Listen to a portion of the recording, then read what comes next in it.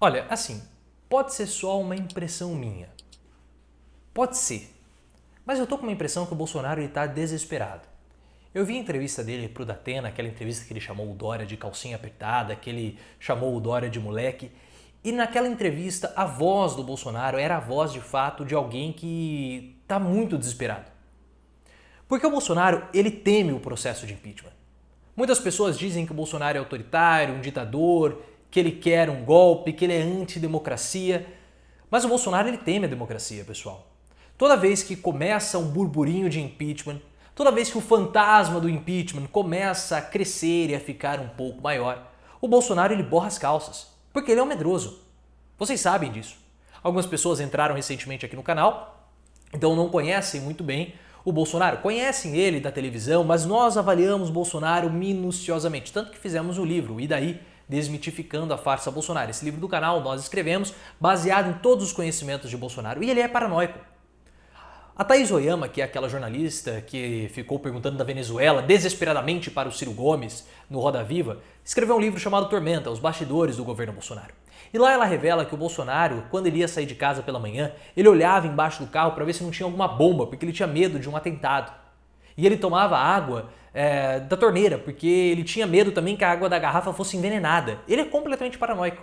E toda vez que ele começa a sentir que o impeachment está chegando, ele começa a ficar desesperado. Duas coisas desesperam Bolsonaro, o impeachment e também algo que pode acontecer com o Carluccio. Porque o Carluccio, o Carlos Bolsonaro, ele toma remédios controlados, não sei se vocês sabem disso. E o Bolsonaro morre de medo que ele faça uma besteira. Então ele fica com medo quando a batata do Carluccio começa a assar. E eu quero conversar sobre esse desespero do Bolsonaro com vocês para saber se vocês estão tendo essa mesma impressão que eu tive. Mas antes, cliquem no gostei, claro. 300 likes em menos de 60 minutos, em menos de uma hora, é a meta que nós temos para esse vídeo e eu conto com vocês para nós batermos essa meta. Eu comecei a ter essa impressão por conta do que está acontecendo em Manaus. Bolsonaro disse que ele já fez tudo o que ele podia, ou seja, ele já está querendo lavar as mãos.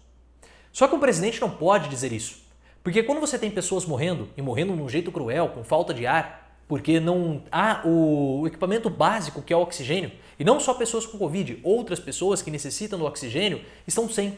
A vida dessas pessoas está em risco. E o que o Bolsonaro fez? Praticamente lavou as mãos. Falou que mandou o Pazuello lá para promover um tratamento precoce. Tratamento precoce já está sendo feito e não é feito com cloroquina.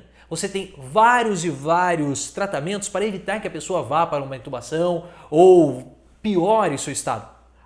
O combate, o tratamento à Covid avançou muito desde o começo do ano passado. Muito, mas muito mesmo. Então esse tratamento está sendo feito. Quando o Bolsonaro começa a falar de tratamento precoce, ele está fazendo uma grande sacanagem com os profissionais de saúde.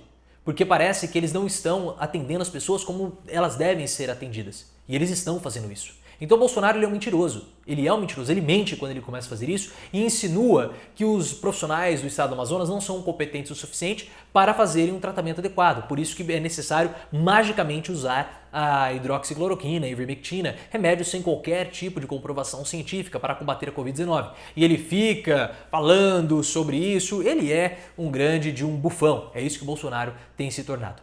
Mas pegou mal. Porque eles sabiam que o oxigênio em Manaus iria acabar e não moveram um dedo para ajudar. Não moveram um dedo. 4 dias de antecedência eles foram avisados e não fizeram absolutamente nada. Tiveram que recorrer à ajuda a Nicolás Maduro.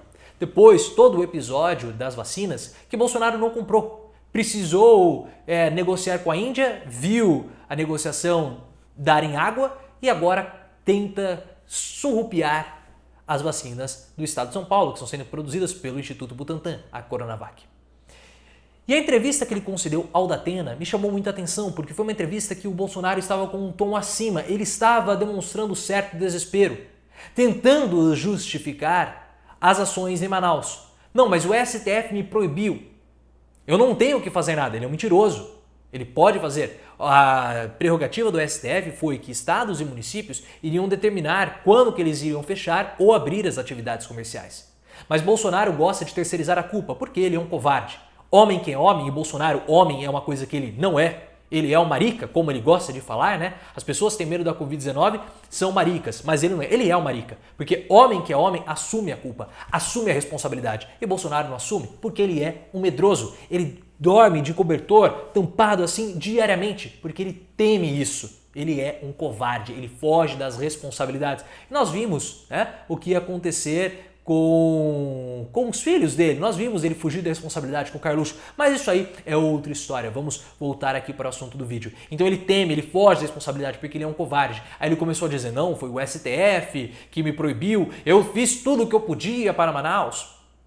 Eu até posso tomar um impeachment por isso, estou colocando meu mandato em risco. É um mentiroso, né? É um completo de um mentiroso. Falou isso pro Datena. E depois ainda começou a dizer que nós estamos preparando um imunizante aqui no Brasil. Outra mentira. Quem disse isso? Quem anunciou isso? É uma palhaçada do Bolsonaro junto com outro ministro, o ministro de Ciência e Tecnologia, lá, o ministro astronauta que está no mundo da Lua junto com o Bolsonaro e todo mundo.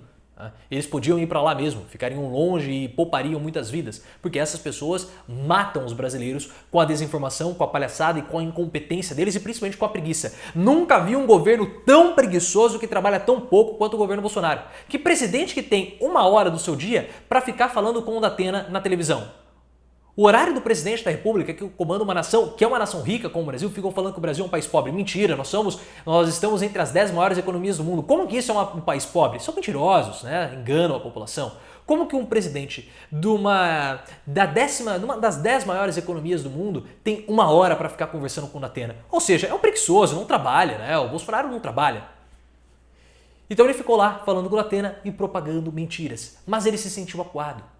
Pelo menos tentando trazer desculpas, tentando se esquivar, jogar a culpa nos outros para que ela não recaia sobre ele. Porque a pressão foi grande. Cidades ontem à noite começaram a ter panelaço contra Bolsonaro novamente.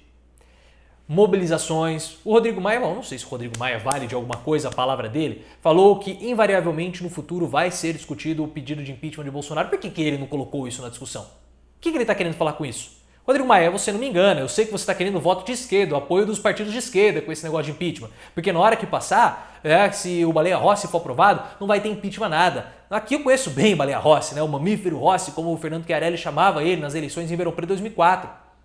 Baleia Rossi, no debate para a Prefeitura de Ribeirão Preto, em 2004, ouvia as maiores atrocidades do Fernando Chiarelli, que até disputou a Prefeitura de Ribeirão Preto esse ano pelo Patriotas e foi depois deputado federal, foi suplente, depois virou deputado federal. Ele chamava o Baleia Rossi de mamífero, falava que o Baleia Rossi devolveu o dinheiro do Geton, do auxílio paletó, falou que o pai do Baleia Rossi, o Wagner Rossi, enriqueceu, era pobre, pobrezinho, enriqueceu, comprou até casa de usineiro. De fato, a casa do Wagner Rossi é uma mansão gigantesca, talvez seja a maior residência da região de Ribeirão Preto. E ele não falava nada, você está me ofendendo, né? Você está me ofendendo, não falava absolutamente nada. Baleia Rossi não é um político de confronto. Baleia Rossi é um político dos bastidores, e é isso que ele faz bem. Mas agora confrontar, esperar impeachment de Baleia Rossi, isso eu tenho certeza que não vai acontecer. Talvez eu até queime a minha língua. Se eu queimar a língua, eu venho aqui e faço uma retratação ao mamífero, ao Baleia Rossi, tá? Vamos ver se isso vai acontecer. Mas há um clima, de novo, da opinião pública contra Bolsonaro. Se isso vai resultar em impeachment, eu acho muito, mas muito difícil mesmo. Mas Bolsonaro está de cabelo em pé, pessoal. Ele está de cabelo em pé. Ele está morrendo de medo, ele não está conseguindo dormir à noite, porque ele acha que de fato ele pode tomar o processo de impeachment. Ele sabe que é difícil, mas sempre quando a situação nos envolve, nós achamos que as estatísticas estão sempre desfavoráveis. Você tem 5% de chance de ter essa doença. E aí você, 5%, você potencializa aquilo a um máximo grau. E Bolsonaro está passando por isso. Pelo menos essa é a minha impressão. O que vocês acham disso? Eu gostaria de saber a opinião de vocês, se vocês também estão sentindo um certo desespero de Bolsonaro. A live dele, querendo já dizer que não teve culpa em Manaus, e a entrevista ao Datena, pelo menos me passaram essa sensação. Eu fui o único? Não sei. Será que agora as esquerdas vão se mobilizar para pedir o impeachment? Porque quando tiveram a oportunidade em meados do ano passado, os partidos de esquerda não saíram, né?